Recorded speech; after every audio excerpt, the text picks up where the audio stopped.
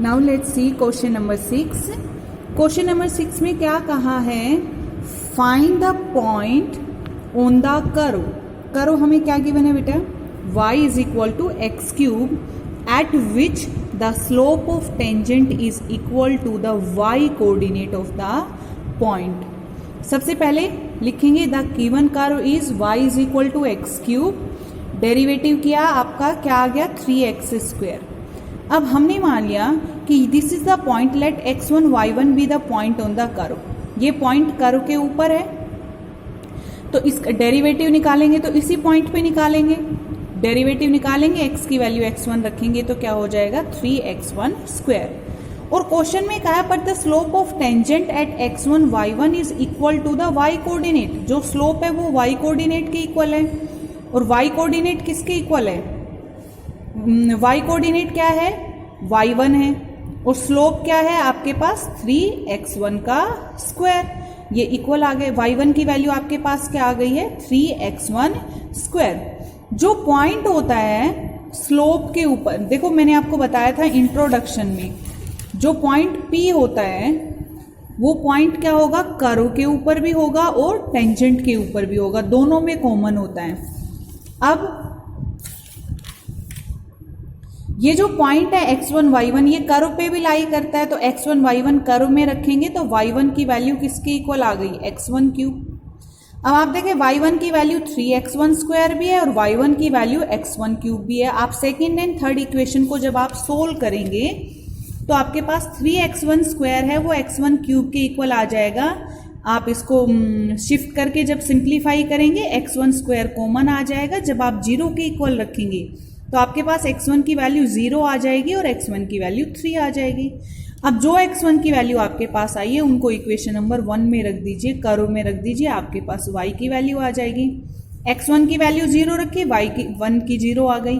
x1 की value आपने 3 रखी, y1 की वैल्यू 27 आ गई। तो रिक्वायर्ड पॉइंट्स आपके पास आ गए 0 0 एंड 327। उसके बाद क्वेश्चन नंबर 7 को देखो, इसमें भी फिर से पॉइंट ही फाइंड आउट करने के लिए कहा है, find the point on the curve. इस कर्व पे पॉइंट फाइंड आउट करो eight which the tangent has the equation. जब आपको उस टेंजेंट की, उस कर्व के ऊपर जो टेंजेंट है उसकी इक्वेशन गिवन है, तो सबसे पहले आप लिखेंगे गिवन कर्व, डेरिवेटिव किया तो इस कर्व से क्या आ गई है स्लोप आ गई। लेकिन जो स्लोप आई है आपके पास टेंजेंट की, वो टेंजेंट की इक्वेशन पहले से क्वेश्चन में गिवन है आपको, y is equal to x minus 11। और 11th क्लास में पढ़ा था इक्वेशन आपको गिवन है टेंजेंट की, y लाइन की, y is equal to m x plus में c। तो स्लोप क्या होती है m, जो x का कोफिशिएंट होता है। यहाँ पे देखो x का कोफिशिएंट क्या है 1, तो इस लाइन से स्लोप लेंगे टेंजेंट की तो क्या होगी 1, लेकिन आपके पास स्लोप ऑफ टेंजेंट क्या आई है 3x स्क्वायर माइनस 11, वो 1 के इक्वल हो जाएगी क्योंकि ये भी स्लोप है और ये भी स्लोप है। x की वैल्यू सिंप्लीफाई करेंगे तो प्लस माइनस 2 आ गई है, x की वैल्यू इक्वेशन में रख दो, कर्व के अंदर y की वैल्यू आ जाएगी। x की वैल्यू 2 रखी, y की माइनस 9 आ गई, माइनस 2 रखी 19 आ गई, तो ये पॉइंट्स आ गए आपके पास। लेकिन ये पॉइंट है वो लाई नहीं करता है कर्व के ऊपर, क्यों? जब आप ये पॉइंट रखेंगे ना x की वैल्यू -2 और -19, जब कर्व के ऊपर रखेंगे वैल्यू x एंड y की, जब आप रख रहे हैं तो वो जो, बिकॉज ये जो पॉइंट है ये ट्रू होना चाहिए। क्या है, ये कर्व के ऊपर भी होना चाहिए और उस लाइन के ऊपर भी, दोनों का कॉमन पॉइंट है ना। जब इस पॉइंट को लाइन की इक्वेशन में रखेंगे तो इक्वेशन फॉल्स आ जाएगी। फॉल्स अगर आ गई है तो दिस इज नॉट ट्रू, तो हम कह देंगे this is not lying on the line curve, ये पॉइंट कंडीशन को सेटिस्फाई नहीं करता। तो ओनली आपका आंसर क्या हो जाएगा 2 माइनस 9। क्वेश्चन नंबर 8 को देखिए। क्वेश्चन नंबर 8 में कहा है find the point on the curve. Curve आपको गिवन है where the tangent is parallel to the line joining this and this. वहां पे टेंजेंट है वो इन दोनों पॉइंट को ज्वाइन करने वाली लाइन के पैरेलल है। तो सबसे पहले गिवन कर्व आपको गिवन है, डेरिवेटिव किया तो स्लोप आ गई। 11th क्लास में पढ़ा था अगर 2 पॉइंट्स आपको गिवन है तो उनकी स्लोप कैसे निकालते हैं। मान लिया ये पॉइंट है x1 y1 and this is x2 y2, और slope of A line passing through 2 point, क्या फॉर्मूला होता था y2 माइनस y1 अपॉन में x2 माइनस x1, तो y2 माइनस y1 अपॉन में x2 माइनस x1 आपने वैल्यू पुट कर दी, आपके पास 1 आ गई। स्लोप ऑफ लाइन आपके पास क्या आ गई है 1, ये स्लोप कितनी आ गई आपके पास 2 इंटू एक्स माइनस 3 इक्वल रख दो, x की वैल्यू आ गई है 7/2, जो x की वैल्यू आई है वो यहाँ पे रख दो, आपके पास y की वैल्यू आ जाएगी, तो आपके पास पॉइंट आ गया कर्व के ऊपर, पॉइंट ही पूछा था आपसे। अब क्वेश्चन नंबर 9 में 2 पार्ट है और 10th में भी 2 पार्ट है, 1 पार्ट मैं एक्सप्लेन करती हूँ, 1 पार्ट आप अपने आप करेंगे। ये क्या, find the point on the curve, ये कर्व गिवन है at which the tangent is parallel to the line, जब टेंजेंट है वो इस लाइन के पैरेलल है, तो आप सबसे पहले लिख देंगे गिवन कर्व ये है, डेरिवेटिव किया तो आपके पास dy/dx ये आ जाएगा। गिवन लाइन क्या है आपके पास 2x प्लस में 3y is equal to 7, line की इक्वेशन को किस फॉर्म में लिखना होता है, y is equal to mx plus में c, y को इधर रखना, बाकी वैल्यू दूसरी तरफ शिफ्ट कर देना। अब जो x का कोफिशिएंट होता है वो स्लोप होती है, तो स्लोप आपके पास कितनी आ गई -2 अपॉन में 3, लेकिन क्वेश्चन के अकॉर्डिंग स्लोप क्या है आपकी -x अपॉन में y, ये भी स्लोप ऑफ टेंजेंट, ये भी स्लोप ऑफ टेंजेंट, दोनों को इक्वल रख देना।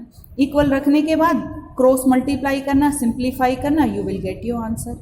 यही पूछा हुआ है क्वेश्चन में, जो भी x की वैल्यू आएगी फिर जब आप उसको सिंप्लीफाई करेंगे तो आप इस इक्वेशन में वैल्यू रख देना, सोल्व कर लेना। यही कहा था कौन सा क्वेश्चन था 9th, फाइंड द पॉइंट, आपको पॉइंट फाइंड आउट करने जब टेंजेंट है पैरेलल टू द लाइन। अच्छा, parallel to the line, line के पैरेलल है तो उनकी स्लोप इक्वल होती है,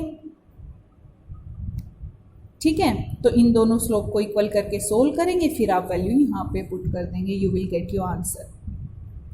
और क्वेश्चन नंबर 10 क्या है, determine the point on the curve, इस कर्व पे वो पॉइंट निकालें at which the tangent is perpendicular to the line. इसमें पैरेलल कहा था फर्स्ट पार्ट में, सेकंड में परपेंडिकुलर, इसमें फर्स्ट में परपेंडिकुलर कहा है और सेकंड में पैरेलल कहा है। तो गिवन कर्व आपको गिवन है, डेरिवेटिव निकाल लिया तो स्लोप आ गई आपके पास, slope of tangent to the curve आपके पास 6x आ गई, तो slope of line perpendicular to the tangent, इस टेंजेंट की जो लाइन परपेंडिकुलर होगी मींस जो नॉर्मल होगी उसकी स्लोप क्या होगी, इसका नेगेटिव का रेसिप्रोकल -1 अपॉन में 6x, क्योंकि स्लोप ऑफ नॉर्मल किसकी इक्वल होती है -1 अपॉन में स्लोप ऑफ टेंजेंट, तो स्लोप ऑफ नॉर्मल आ गई आपके पास। लेकिन क्वेश्चन में ऑलरेडी ये कहा है कि जो लाइन इसके परपेंडिकुलर है उसकी स्लोप -1/6 है, तो ये भी स्लोप ऑफ नॉर्मल है और ये भी स्लोप ऑफ नॉर्मल आपको गिवन है। माइनस से माइनस कैंसिल, क्रॉस मल्टीप्लाई किया, आपके पास x की वैल्यू क्या आ गई है 1 आ गई है। x की वैल्यू जो 1 आ गई उसको इक्वेशन नंबर 1 में पुट कर दीजिए, y की वैल्यू क्या आ गई है 7, तो आपके पास रिक्वायर्ड पॉइंट क्या आ गया 1 and 7। This is all about exercise 8.2 up to question number 10। Students, अगर आपको ये कोई क्वेश्चन में कंफ्यूजन है, कोई समझ में नहीं आया तो आप प्लीज़ मुझसे पूछिए, फ़ोन कर लीजिए, मैसेज करके पूछ लीजिए, वीडियो कॉल के लिए मुझसे टाइम ले लीजिए कि मैम आप हमें वीडियो कॉल से एक्सप्लेन कर दीजिए। लेकिन आप इनको कीजिए, पहले आप इंट्रोडक्शन को डिटेल में पढ़िए, 11th क्लास का स्ट्रेट लाइन का कंसेप्ट एक बार रिवाइज कर लीजिए दोबारा से, सो दैट आपको सारे पॉइंट्स याद आ जाएं। अनटिल अनलेस आपने सारा रिवाइज नहीं किया, पहले कंसेप्ट को नहीं समझा, फिर आपको एक्सरसाइज समझ में नहीं आएगी।